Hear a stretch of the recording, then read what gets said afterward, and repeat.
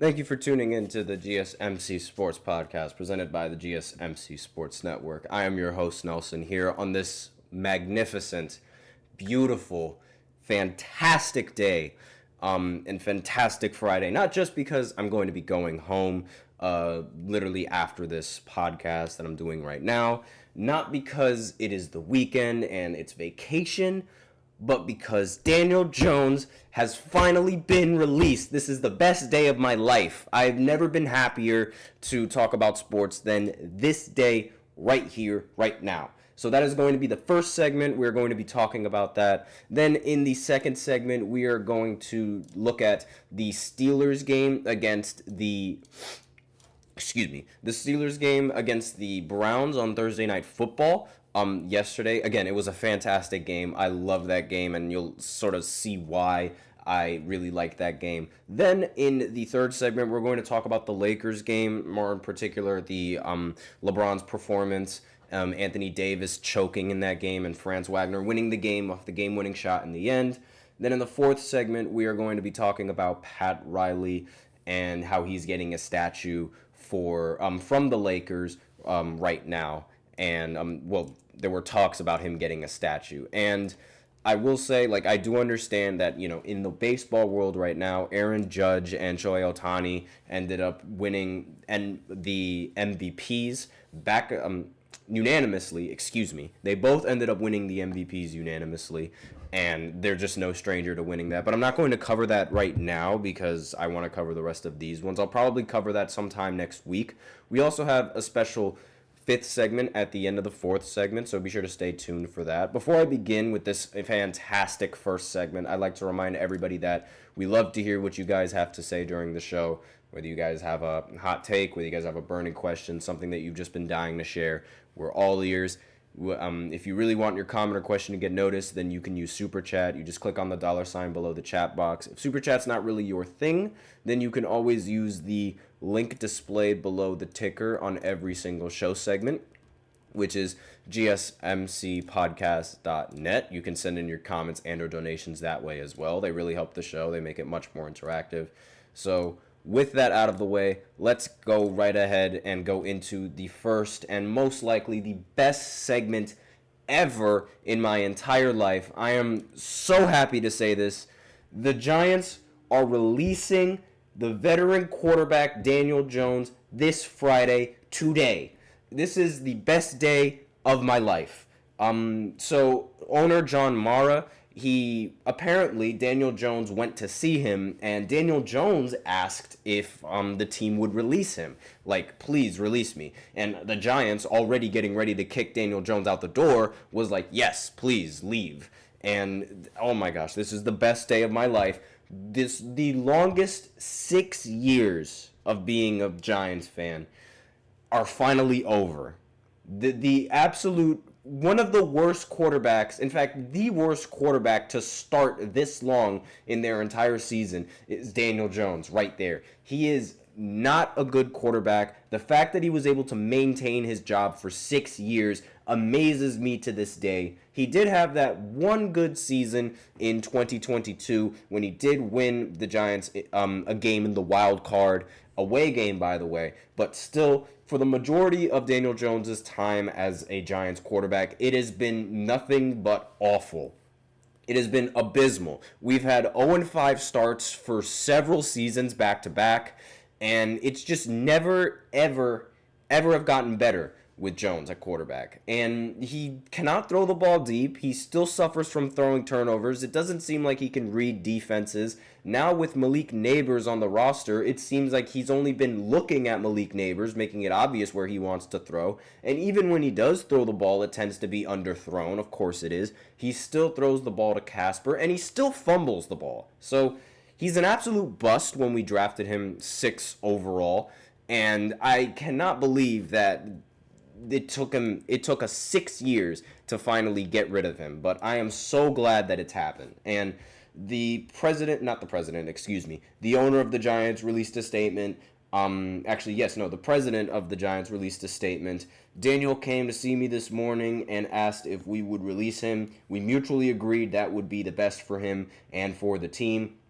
Daniel has been a great representative of our organization, first class in every way. His handling of this situation yesterday exemplifies just that. We are all disappointed in how things have worked out. We hold Daniel in high regard and have a great appreciation for him. We wish him nothing but the best in the future. Me personally, I don't wish for anything in the best. That's just my fandom talking, but the reality is that Jones is a very class act. Like he owns up to a lot of his mistakes. He never really talks down on the media. He has very good media training, honestly. Like, and the ability to handle a lot of this criticism that he gets without, like, snapping or like saying anything bad.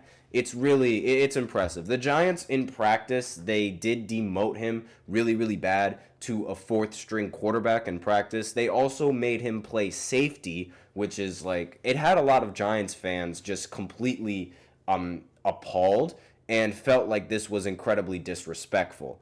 And I understand why a lot of them would feel that way, because Daniel is nothing but a class act. But the reality is that despite the fact that he is a class act, it does not absolve the fact that he is just a bad quarterback in this league.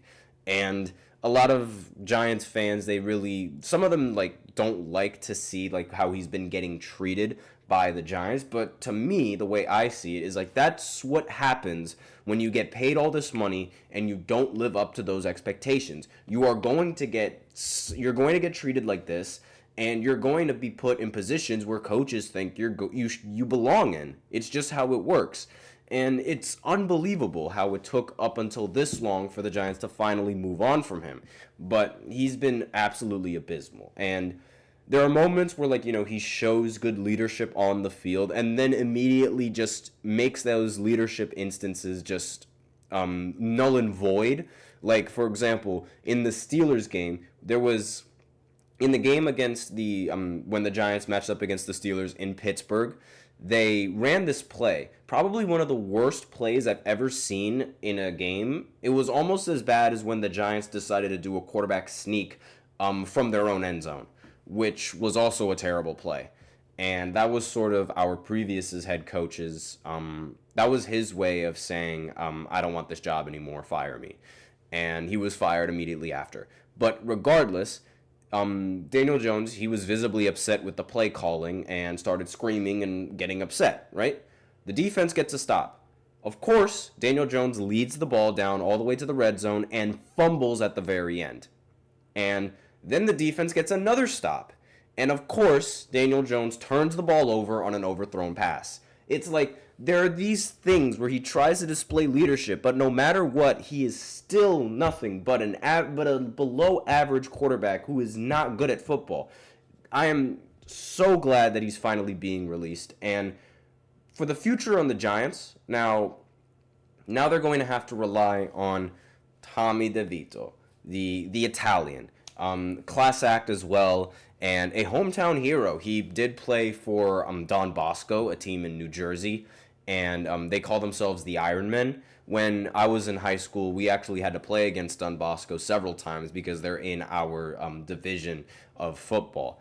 And it's obviously, like, they are a very, very good program and a very competitive team. So the stuff that Tommy DeVito is made out of, Men of Steel, that's real talk right there. And the rest of the quarterbacks coming off the bench from him, there's Drew Lock, who's, again, not really all that good. And it doesn't really seem like, outside of... Jones at quarterback was never good. Especially this season. Absolutely horrible. And the rest of the options that we have are almost just as bad. Tommy DeVito, he'll go in and he'll win a couple of games, at least from what we saw last season. But I don't know if that's really a good sign or something that the Giants want to continue. Because, again, the season is already over for New York. And now is the time to look to the future and look to draft a quarterback. Because there is no doubt in my mind that right now, after releasing Daniel, the Giants are definitely going to draft a quarterback. Like, it has to happen. Which quarterback they draft is still up in the air. And let's see. The ones that come, right to my mind are Cam Ward. Obviously, he's a favorite for a lot of Giants fans right now because not we don't really expect Cam Ward to go that high in the draft, and it doesn't really seem like the Giants own a very high pick in the draft just based off of the draft standings right now. I believe the Jaguars own the best pick in the draft right now, and I mean, there is also the possibility that if we do have a really high pick, that the Giants are going to try to invest it in Shedeur Sanders, which I wouldn't really be upset at that, but I don't think primetime Deion Sanders would anonymous in the chat. Saquon Barkley is laughing now. I mean, I would laugh too. I would laugh too, but it's not all bad because at the end of the day, Tyrone Tracy, he's been fantastic at the running back. He's been in the games that he's played, he's been leading.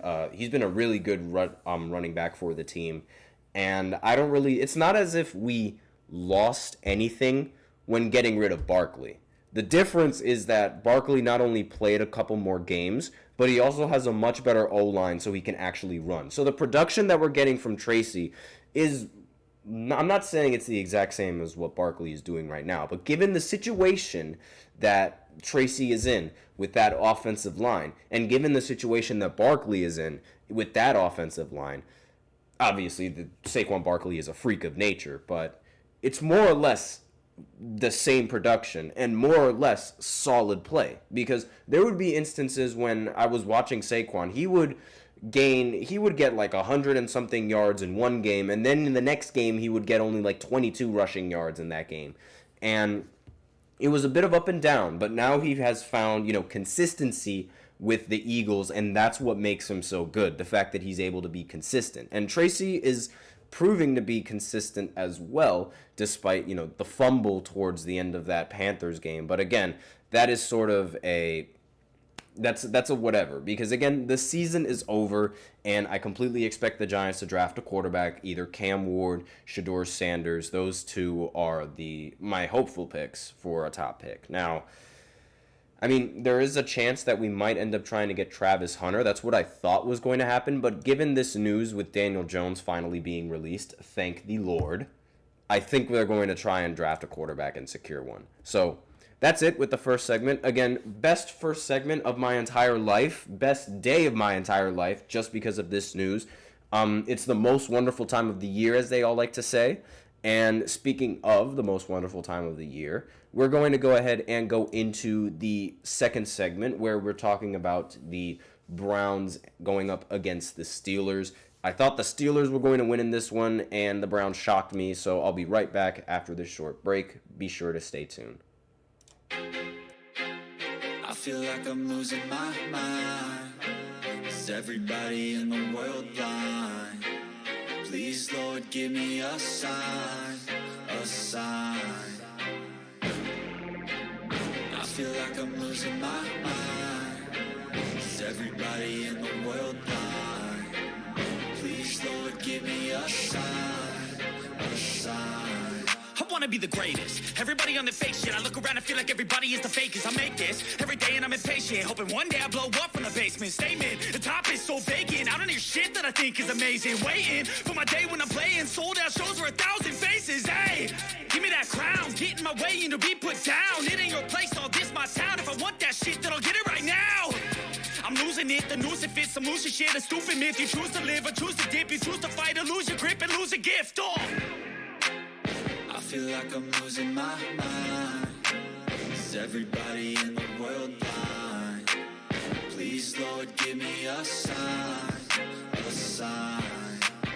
I feel like I'm losing my mind. Is everybody in the world blind?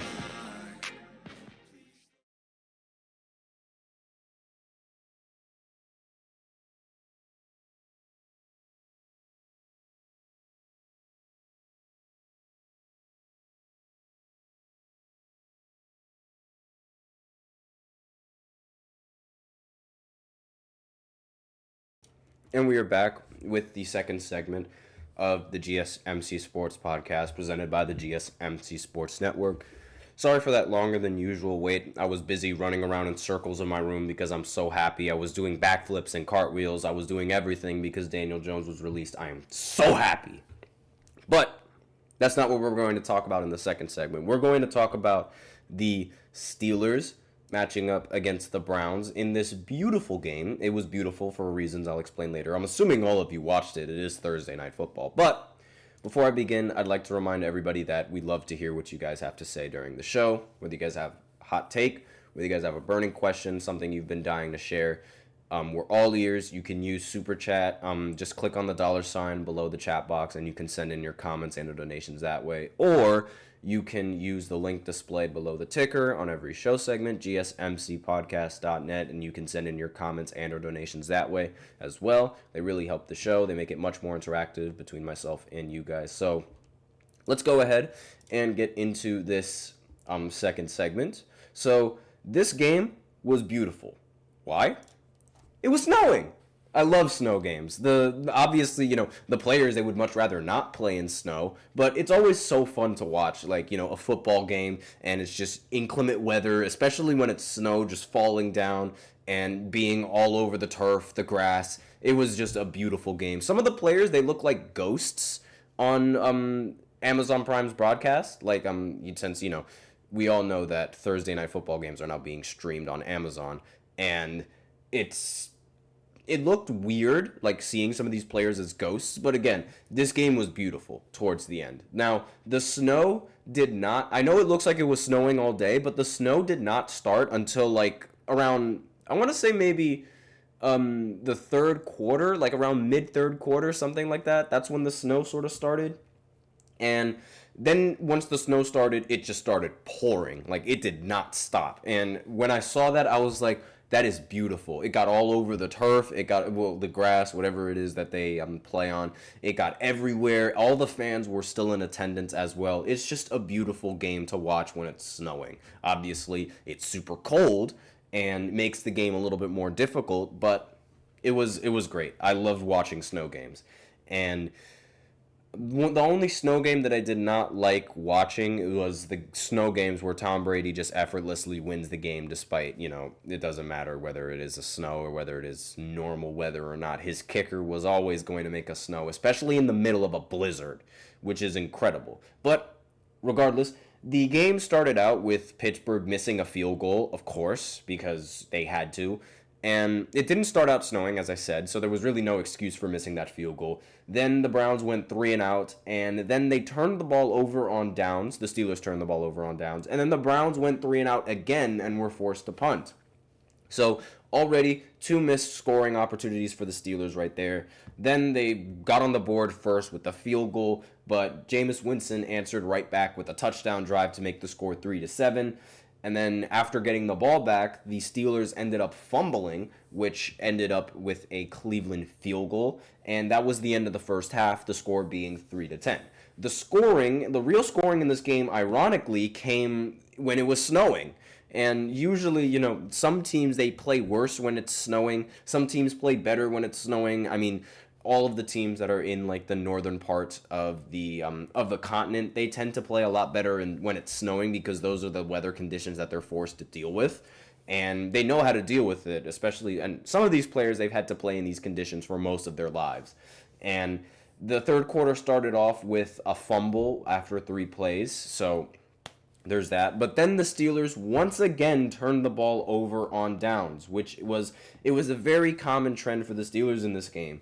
And it was absolutely horrible. I mean, those were 3 opportunities that I mentioned earlier where the Steelers could have ended up scoring. But then, luckily, the Browns ended up going 3 and out again and forcing to punt. And then the Steelers, they ended up making a field goal towards the end of the third quarter to make the score 6-10. However, if you remember what I said earlier, they missed a field goal in the first quarter. If they would have hit that field goal, then the score right now would have been 9-10 with a very solid chance to win the game in the end. Then the fourth quarter came, and that was when all the scoring happened. The Browns, they ended up opening up the quarter with a touchdown. Then the Steelers answered right back with a touchdown of their own to make the score 13-18. And They ended up rushing the left guard for 3 yards for a touchdown. Jay Warren, he ended up scoring that rushing touchdown.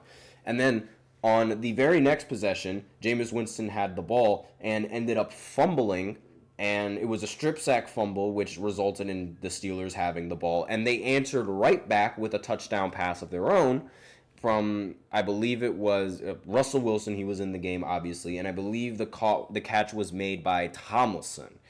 Let me just go ahead. Yes, it was. And it was a touchdown pass in snow, so it was absolutely beautiful to see live. And this puts the Steelers in the lead, 19-18. Obviously, the Steelers, after scoring the touchdown, they ended up trying to go for two, but the two-point conversion failed, mainly because of the snow blocking the way. One of the things that it was really difficult to see the ball for some of these receivers in this game, and it was also really difficult for the quarterback to be able to accurately throw the ball, as Jameis Winston opened up the very next drive throwing an interception, which it would have seemed like after that interception that the Steelers were going to win the game in the end after playing so ugly, and their defense was able to hold them back. However, the Browns defense responded, and they ended up forcing a 3-and-out and ended up punting. Then Jameis Winston's legacy drive came in, where he ended up scoring a touchdown. He converted on a 3rd and long, converted on a 4th and long as well. And on one of the plays on that touchdown drive, there was a little bit of confusion. So I believe there was either a delay of game penalty or a false start penalty on the Browns. And it would seem like the Steelers, they ended up accepting the penalty.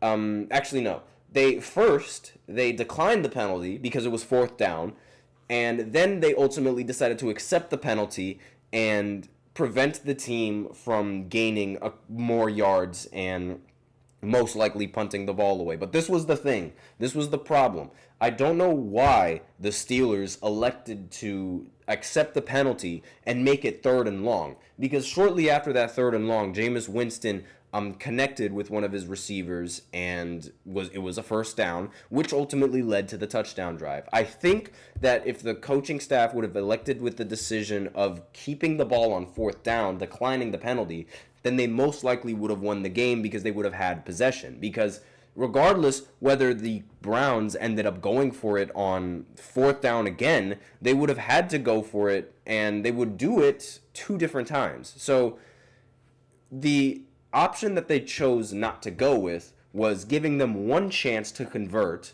on a 4th and long, or instead giving them 2 chances to convert on a much longer yard to gain, and ultimately it resulted in a 1st down. So the way I see it, they only should have given the Steelers, they should have given the Browns only 1 possession to try and secure the win. Instead, they decided to give them 3, and they didn't even need the 4th down. They ended up converting on 3rd down anyway, and ultimately it resulted in a touchdown.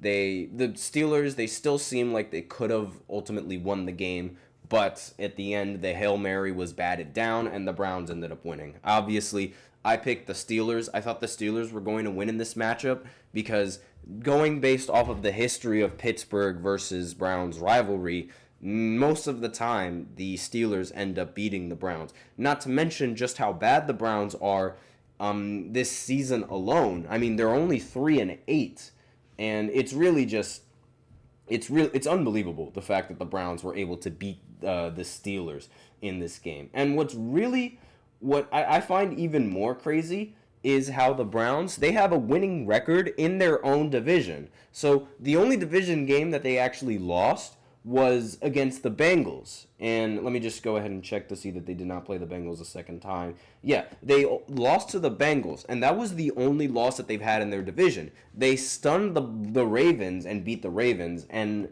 now they stunned the Steelers, pushing the Steelers back to an 8-3 record. And ultimately, I believe, like, Baltimore fans, they were smiling so hard when this happened. And this propels the Ravens to try, and the Ravens are within 1 game away of being able to retake the number 1 seed, as opposed to being 2 games away of retaking that number 1 seed in their division in the AFC North. So this win was huge for the Ravens, more so than it was for the Browns. And I mean that Jameis Winston drive, the fact that the defense gave that up, and the fact that Russell Wilson had multiple opportunities to put the game away, but ultimately didn't, it was really unfortunate. Because again, the Browns, they did have they threw an interception. And looking at the box scores for this game, you would think that the Steelers would end up coming out on top. I mean, Russell Wilson, he ended up going 21 for 28 on completions, 270 yards, with one touchdown on an average of 9.6 yards per attempt, and a QBR of 116. And not only that, Najee Harris ended the game with 41 rushing yards, and Jaylen Warren ended the game with 45 rushing yards and a touchdown. Now, while the rushing attack for the Steelers did not really seem all that competent, the Browns' rushing attack wasn't that competent either. Nick Chubb was in this game, and he ended with 2 touchdowns as well as the game-winning touchdown, I believe. And he also ended the game with 59 yards. And while I will say that those yards are impressive, again, it's a little bit lackluster. And yeah, Nick Chubb ran for 2 yards and scored the touchdown to ultimately win the game. And let's see. But when you look at the Steelers' stats, especially at quarterback, I mean, Jameis Winston in this game, he was 18 for 27 on completions for 219 yards and threw an interception with a QBR of 76. You would think that the Steelers, they ended up coming out on top in this game. And honestly, it's really not. I mean, I'm surprised that the Browns were even able to come out on top in this. It's really impressive.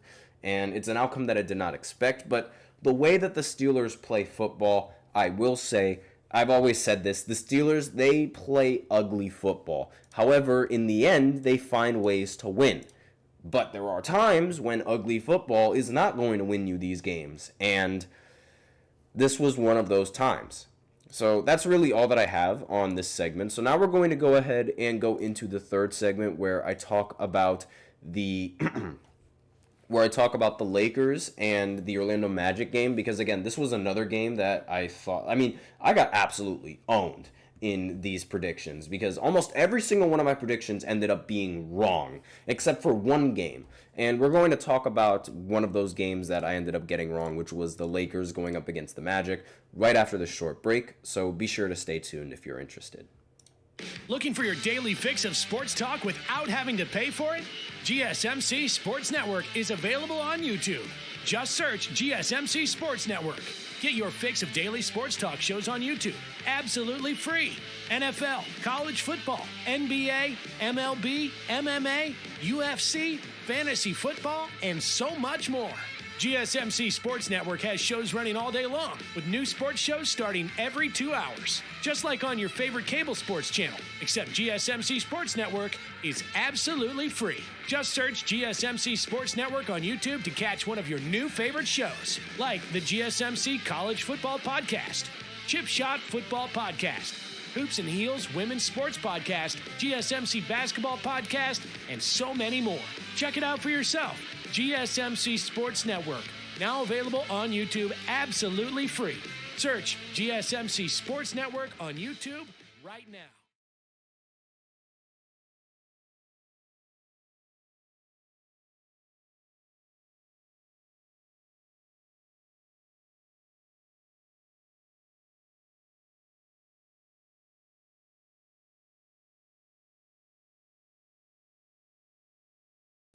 And we are back with the third segment of the GSMC Sports Podcast presented by the GSMC Sports Network. Sorry for that longer than usual break. Again, I was doing backflips in my room just celebrating the fact that Daniel Jones has been released. But anyways, we're going to pivot over to basketball, and we are going to talk about the Lakers game, because I did watch a little bit of the Lakers game, and it was a very, very close game, and it ultimately ended in a very sad way that I just did not expect to end. It was really close. So the Magic, they ended up winning 119 to 118 off of a Franz Wagner game winner.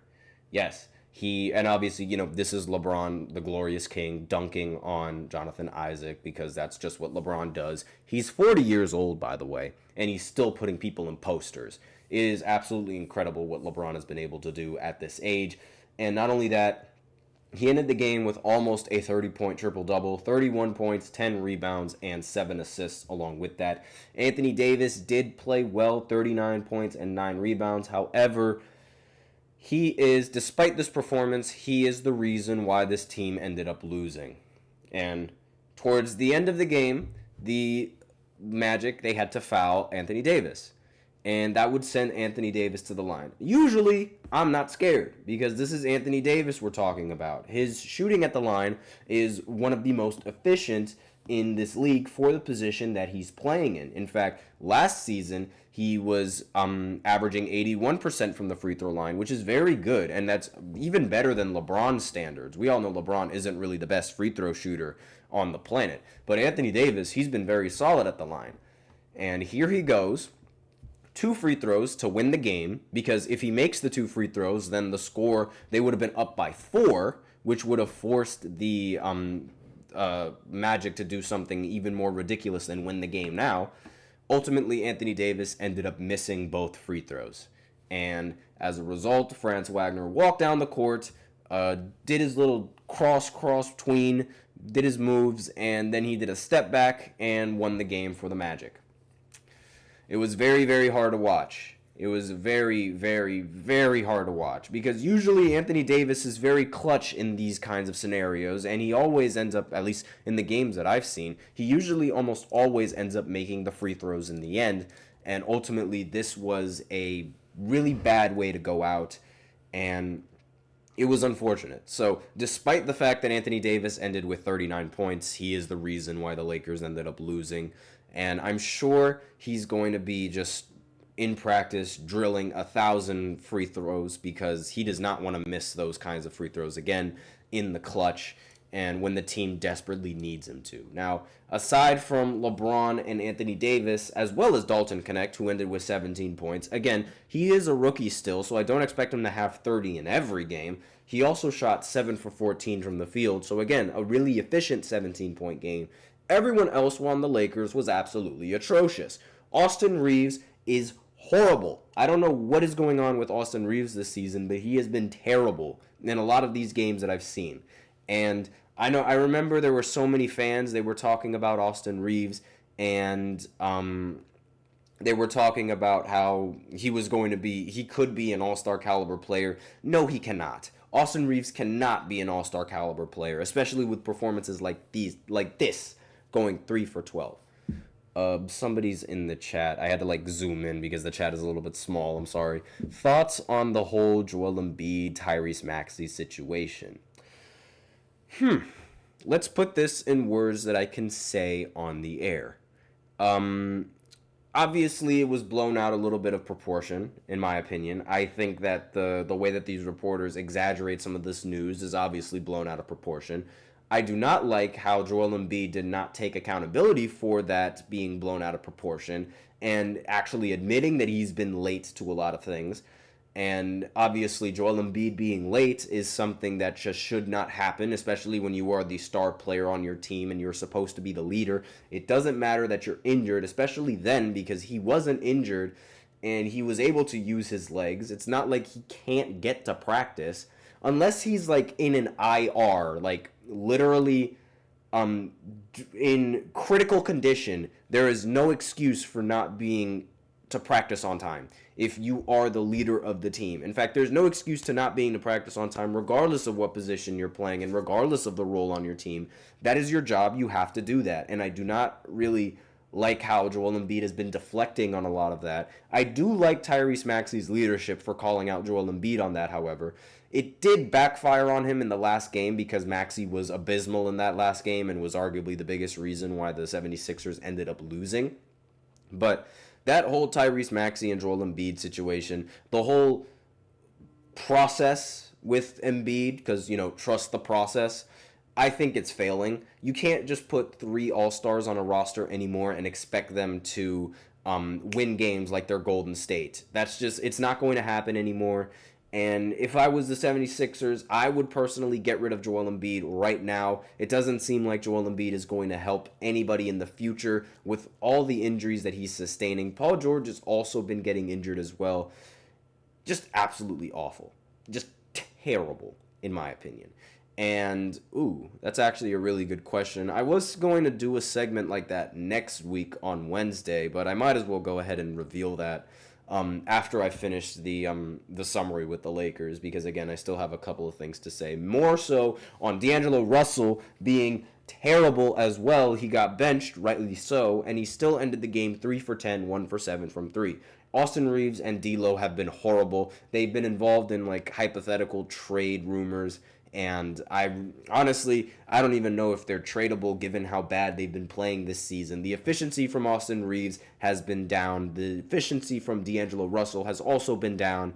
And it's like whenever LeBron specifically gets something positive from other teammates, there's always those other few teammates that end up playing worse and worse, especially when it matters most. And it is just unbelievable. I cannot with those two players. But I will say, Franz Wagner, he played very well in this game and definitely deserved to win. 37 points as well as the game winner, 11 assists, Jalen Suggs, 23 points. And I will say, this Magic team is way better than what I thought they were. I mean, without Paolo Banchero, they've been able to win a substantial amount of games. I thought for sure they were going to end up losing out and tanking in their record. But without Paulo, they've been fantastic. I did not expect this many wins coming in from them for this coming season.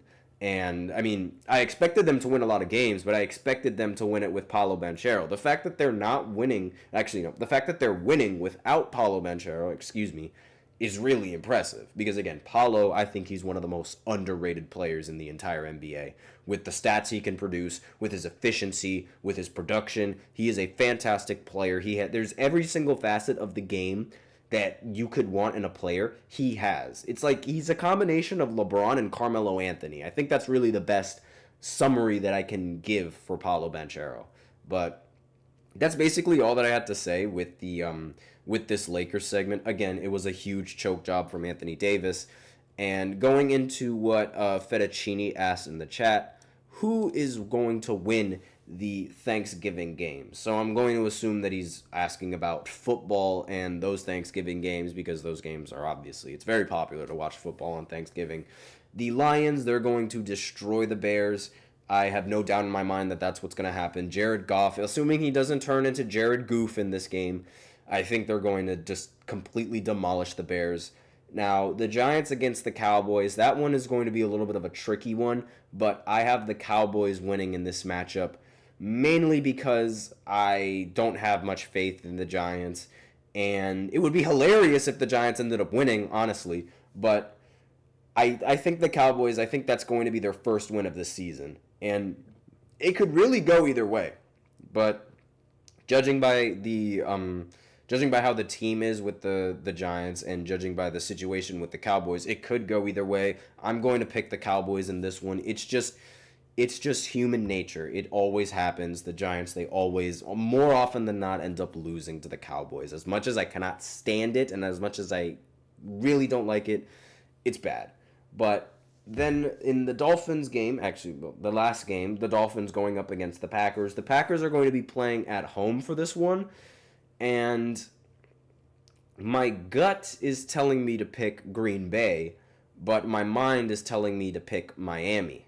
So I'm very split on those teams, and I'm going to go with my gut, and I'm going to pick the Packers in this one, even though Jordan Love has been playing rather bad. But yeah, those are the answers. And I'll answer the next question after I go into the short break, because I am running low on time. So after this break, we're going to talk about Pat Riley getting a statue from the Lakers, a well-deserved statue. So I'll be right back after this short break. Be sure to stay tuned.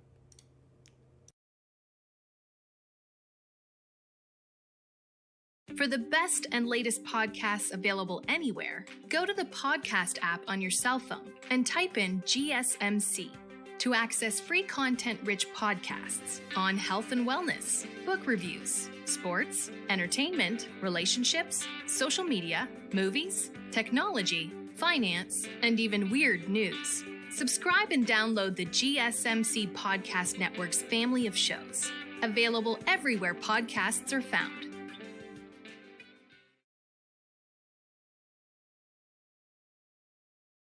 And we are back with the fourth segment of the GSMC Sports Podcast presented by the GSMC Sports Network. And in this fourth segment, we are going to talk about Pat Riley. He's getting a statue, not for the Miami Heat, not yet at least. He's going to get a statue for his time with the Lakers. And to answer the not sports-related question from Lil Fettuccini, not sports-related, but what are your two favorite sides for Thanksgiving dinner? I am a fatty, so I eat absolutely everything, and I could not give you a favorite if I'm going to be completely honest. I mean, I like absolutely everything that's on the table, and I eat anything and everything. I know it doesn't look like it, but I eat anything and everything. It is incredible. And I actually don't know like what kind of sides we're going to get for this Thanksgiving. Again, I usually wait for it to be a surprise, but you know, anything that's on the table, gimme. I like it. But now we're going to go ahead and go into the fourth segment, which is going to be about Pat Riley. Obviously, Pat Riley is like one of the best presidents, one of the best coaches in all of NBA history. His resume is phenomenal. His resume is incredible. And the Lakers, obviously, that's sort of where he got his start before he ended up becoming the president for the Miami Heat. And his time with the Miami Heat, you can make an argument that his time with Miami was even more impressive than his time with LA. But this man his resume is ridiculous. And this is arguably like the greatest moment. Lakers owner Jeannie Buss said on a video posted on the team's social media, "We're very excited about it, Pat. Doing a statue is a process. We want you very involved in the process. Pick out the pose and what kind of hold on, because there's an error in this text. And what you kind of want to look like and what statement you want to make. But come on, you've got to have one of those Armani suits because, you know, that's sort of his trademark. And, like, that's sort of what we see him wear almost all the time. Now, Riley, obviously, he started out, I believe, again, it was a very long time ago. I wasn't even born when Pat Riley started out. But he started as a coach for the Lakers. Obviously, he ended up winning championships for the Lakers because he is that guy. He has 9 championship rings. 9 of them.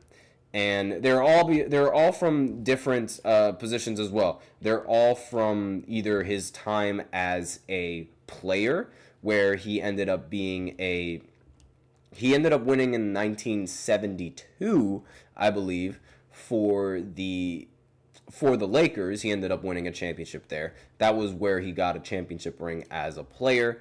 And the rings that he got as a coach, I believe, was in 1980 when he was an assistant. And then later on, as a head coach, he won rings in 1982, 1985, 1987, 1988. All of those rings, I believe, were for the Lakers. And then he ultimately became a coach for the Miami Heat.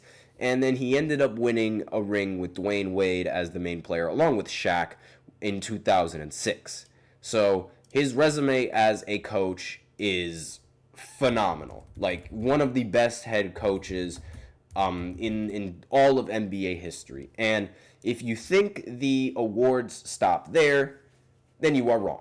Like, you could not be any more wrong. So, anyways, I just wanted to clarify. He was the coach for the Lakers, and he ultimately ended up winning all of those championships for LA from 82 all the way to 88. Just completely dominated that decade. And as a president, because he ultimately ended up being a president and an executive for the Miami Heat, they ended up winning in 2012 and 2013, obviously with LeBron James. So this man has 9 NBA championships. 1 as a player, 1 as an assistant, 1 as a head coach, and 1 as an executive. He's done it all. And not only that, he's also been able to, as the president of the Miami Heat, he's been able to lead the team. Well, not really lead the team, but he's been able to, the team, I should say, let me just rephrase that. The team has been able to make it to the finals in a lot of years when they weren't really expected to make the finals. And they matched up against the Denver Nuggets in one of those finals, ultimately ended up losing. And then they matched up against, well, before they matched up against the Nuggets, they matched up against the Lakers in 2020 in the bubble. And that was also a game where they ended up, that was also a series where they ended up losing. Unfortunately, but still, the Miami Heat, they have been a very solid team for a very long time. They also have a very good coach in Spoelstra to lead the way as well. And Riley's resume is just unbelievable. I have no doubt that when it's all said and done, more likely than not, he's going to get a statue for the Miami Heat. And I mean, Heat culture, like Pat Riley is Heat culture. And that whenever I think of Heat culture, I immediately think of Pat Riley. And it's like, you don't really, maybe it's because I'm a little bit young, and I've mainly seen Pat Riley like with and affiliated with the Miami Heat. But when I think of Miami Heat, I think of Pat Riley and LeBron. And when I think of also Dwayne Wade, but when I think of Heat culture, I also think of Pat Riley. Like he's Pat Riley. He is Heat culture. Another question in the chat: who would you like to see get traded before the deadline? Who would I like to get see, or who do I think will get traded in the deadline? Because those are very different answers. But I would like to see Giannis get traded. I am sick and tired of Doc Rivers being the coach for Giannis. I am up to here with it. Giannis is playing phenomenal basketball, obviously, because he's Giannis Antetokounmpo. And I would much rather see him in a situation away from Doc Rivers and away from Darvin Ham and in a better situation for him to win, because you are just never going to win a championship with Doc Rivers as the head coach. Obviously, he was only able to do that once, but this is a very, very big thing that like Doc Rivers, he was on like one of the top coaches of all time lists, and he was one of the very few coaches that ended up, like current coaches, to end up making the list. Greg Popovich was on that list, Steve Kerr was on that list, and Spoelstra was on that list as well.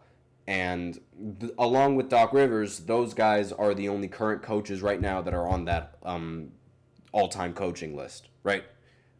Of all of those current coaches, Doc Rivers is the only one who has only been able to win one championship. He's also the only one that has never been able to lead another team aside from his Celtics in 2008, the only one that has ever been able to lead that team to the finals. That was the only team he took to the finals. Meanwhile, Greg Popovich, he was able to bring multiple teams to the finals and also win multiple finals with completely different teams. Granted, yes, Tim Duncan was a big part of that, but when at first he won with Tim Duncan and David Robinson. Then he ended up winning with Tim Duncan, Manu Ginobili, and Tony Parker. Then he was able to add Kawhi onto the roster and give Kawhi Leonard the finals MVP. Like, multiple teams and multiple Spurs teams have been able to make it to the finals and even win the finals with Greg as their head coach. Steve Kerr, another coach that has been able to make it to multiple finals and been able to win multiple finals with different teams. Granted, yes, Steph Curry was a big part of that, along with Klay Thompson and Draymond Green. Yes, but around them, the players were incredibly different. Harrison Barnes was on the first championship they won. Sean Livingston as well. So they won before they got Kevin Durant, once they got Kevin Durant, and even after Kevin Durant left, they were still able to have a championship team with Jordan Poole, Andrew Wiggins, and all of those other bench players playing phenomenally well under Steve Kerr. Same thing with Eric Spoelstra. While Eric Spoelstra has not won a championship since LeBron and D. Wade, he took that team to the finals 4 years in a row. And then a few years after that, actually a while after that, took a whole new Miami Heat team, Jimmy Butler and Bam Adebayo, to 2 finals. And then, look at Doc Rivers. Only one team in the finals and constantly blows leads in playoffs. I do not like Doc Rivers at all. And also, I should give credit to Pat Riley for also being able to bring multiple teams to the finals as well. He's not a current coach, obviously, but when he was a coach for the NBA, he took the Lakers to the finals several times and then ended up being a coach for Miami and took a whole new team to the finals and won the finals with Dwayne Wade. So, no excuses for Doc Rivers and being on that list. I cannot stand that he's on that list, and it's really completely disrespectful for all of the other coaches that have been able to lead their teams to the finals and win multiple finals. The fact that Doc Rivers is on that list, I cannot stand it. I do not like Doc Rivers. But that also just, to give credit to Pat Riley, that also is a reason why Pat Riley is considered one of the best coaches and one of the best people in basketball, period. I mean, 9 championship rings should speak for themselves on all levels of basketball. As a player, as an assistant coach, as a head coach, numerous times as a head coach, and then as an executive twice. Like, that is just an unbelievable resume, having, 9 rings. That's practically 1 ring for almost every single finger. Like, it's ridiculous. But, that's all that I really have on this 4th segment. I did go on a huge rant because, again, I cannot stand Doc Rivers at all. But aside from that, we are going to go ahead and go into a break. And then in the final segment, we're going to quickly recap the rest of the games that happened last night, as well as a quick prediction of the... let me think. Yeah, a prediction of the NBA games, a quick one, and then we'll do a quick prediction of the NFL game. So it's going to be a little bit of a crammy segment, but we'll get it all done. I'll be right back after this short break.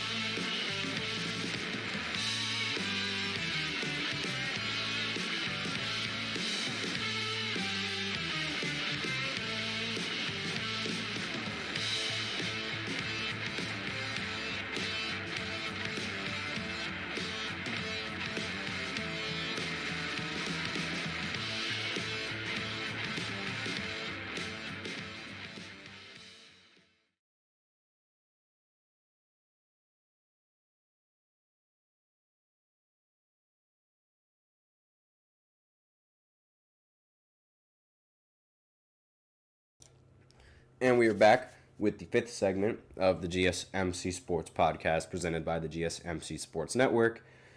And in this 5th segment, we're going to do a quick recap of the NBA games that took place yesterday. And then we're going to do a quick prediction of the games that are happening this weekend, as well as the football games that are going to happen this weekend. So we're cramming a lot into this Friday segment and this final segment. And also, I should point out that Joel Embiid says he is determined to find the, quote, snitch in the Sixers locker room. Oh my goodness. And Paul George also in the players only meeting. Not in the players only meeting, but I believe it was on his podcast. He said, I don't know how Shams got that story or how that even leaked. So clearly they got a mole in the locker room, and he is determined to figure out exactly who that is. And there's a lot of drama for Philly, and I don't really expect them to be able to bounce back from the season that they're having. But also, Lil Fettuccine in the chat, if I don't watch next week's podcast, happy holidays to you and your family. Thank you so much. Very wholesome. But let's go right ahead and get into this quick recap. It's going to be a very quick recap. So every single game that I got, aside from the Spurs against the Jazz, ended up being wrong in my predictions. The Spurs, they ended up beating the Jazz 126-118. Victor Wembanyama did not play in this game, which was very surprising, but they still ultimately ended up winning. Harrison Barnes dropped 25 and 10, and on the Jazz side, Lauri Markkanen ended with 27. Now, every other game that I got wrong, the Raptors ended up beating the Timberwolves. I thought the Timberwolves were going to win, but the Timberwolves ended up dropping the game, mainly because Rudy Gobert was being a bit of an annoying, complaining player in that game. There was one instance where he had the ball in the post. He wanted the ball in the post, and then he got a lazy 3-second violation because he walked away from the paint instead of running out of the paint. And I will say that while he was wide open on that dunk, I've seen Rudy Gobert miss dunks. I've also seen him airball dunks, and I have never seen the Timberwolves run a play with Rudy Gobert in the post. So grow up and maybe not stand in the post like that. Who knows? But regardless, the Anthony Edwards, he ended with 26 points, also ended with an argument against Rudy Gobert, because why would he take a 3-second violation? Obviously, that hindered the team, especially when they were trying to win. RJ Barrett ended with 31, and that was the game. The Hornets ended up beating the Pistons. I thought the Pistons were going to come out winning this game, but they did not. The Hornets completely... who has the worst jersey in the NBA right now? I have no idea. I think all the jerseys, I think they look great, especially the Raptors jersey. Those jerseys, those classic jerseys are fantastic. The Warriors, they also have pretty solid jerseys. And if I had to pick a team that had the worst, I really can't pick any of these teams that have like bad jerseys. I think they're really nice. I think a lot of these jerseys are very clean. I mean, one that I just cannot stand is Dallas Mavericks alternative green uniforms. I think those are very ugly, and that's just my opinion though. The Pistons, they had Cade Cunningham drop 27 and 10 and still lost. They also had Tobias Harris, who is having a much better season than Paul George right now, by the way, ended with 26 points and 8 rebounds. Again, still lost. And as we know, the Lakers ended up losing to the Magic 119-118. LeBron and AD played fantastic. And that was all she wrote for these games. Now, in today's games, we're going to do a quick prediction. Nets versus 76ers. We're going Nets. Warriors against Pelicans. We're going Warriors. Mavericks against Nuggets. I'm going Nuggets. Celtics against Wizards. I'm going Celtics. Pacers against the Bucks. I'm going for the Pacers. I do not trust the Bucks at all. Trailblazers against the Houston Rockets, I'm going Houston. Hawks against the Bulls, I'm going to pick the Hawks. They can never stray too far from being a 500 win rate team. And Kings against the Clippers, I'm going for... That one's a tough one. I think I'm going to go with the Kings on this one. Then tomorrow, the Knicks play the Jazz. I'm going Knicks. Warriors play Spurs. I'm going Warriors. Nuggets play Lakers. I'm going Nuggets. Jamal Murray's just going to find a way to turn into Michael Jordan in that game. Pistons, they're going up against the Magic. I'm going to pick the Magic. Trailblazers against Houston. Again, I'm going for Houston in this matchup again. And I believe they play each other literally back-to-back days in Houston's arena. That's weird. But I'm going to go with Hornets against the Bucks. I do not trust the Bucks at all. And then Grizzlies against the Bulls. Actually, we're sticking with Hornets on that one. And then on Sunday, the games for the NBA, we're going Mavericks against the Heat, Nets against the Kings. Actually, the Kings against the Nets, excuse me. The Timberwolves, I think the Celtics are going to beat the Timberwolves on Sunday. Then the Wizards, they're matching up against the Pacers. I'm going for the Pacers on Sunday. 76ers against the Clippers. I'm going for the Clippers in this Sunday matchup. And the Cavs are going to go up against the Raptors. I think the Cavs are easily going to beat them. So that's the NBA. And now we're going to go over to football and go to a quick prediction of this weekend and the games for week 12. Excuse me. I jumped the gun a little bit over there. So the Giants, they're going to play the Bucks. The Bucks are going to destroy the Giants. The Bears are going up against the Vikings. The Vikings are going to beat the Bears. Lions against the Colts. We're going Lions in this one. Cowboys against Commanders. We're going Commanders in this one. Chiefs against Panthers. We're going Chiefs in this one. Titans against the Texans. I'm going to pick the Texans for this one. Pats against the Dolphins. I will pick the Dolphins in this one. Broncos against the Raiders. I think the Broncos are going to have their number.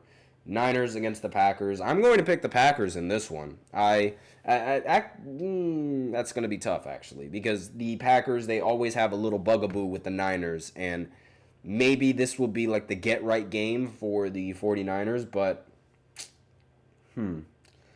I think I'm going to go with my guts, and I'm going to go with the Niners because they just always tend to beat them. I will be happy to be wrong, though. Next is the Cardinals against the Seahawks. I'm going to pick the Cardinals in this matchup.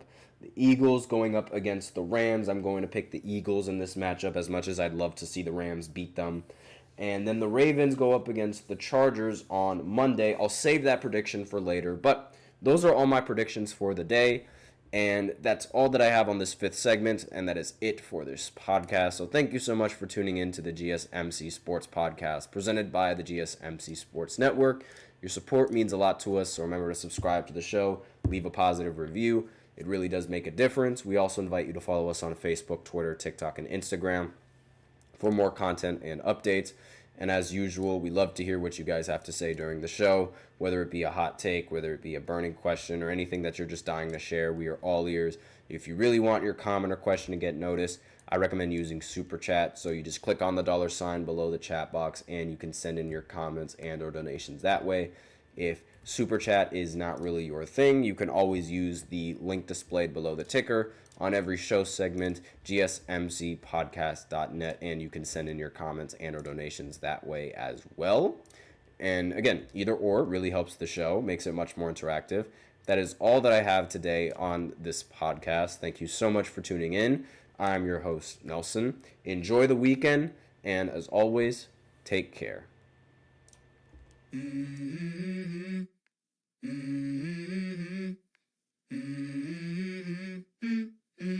Let's go. I wake up to a little bit of drool on my pillow, feel like it's gonna be a bad day. Yeah, I'm tired of shit, and the coffee ain't hit yet.